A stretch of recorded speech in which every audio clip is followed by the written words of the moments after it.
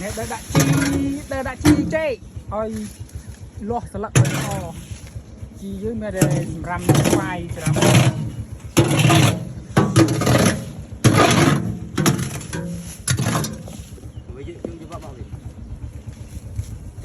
bò thì lại cho công chê là sao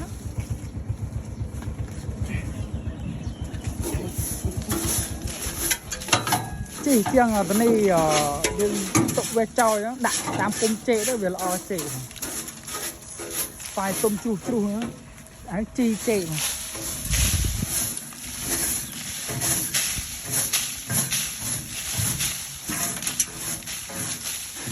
mà sẽ đầy chi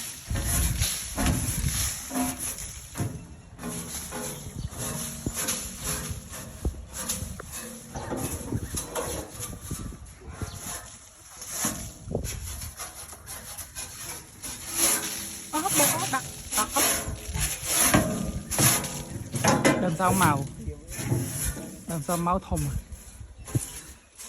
cái sao màu đây sao màu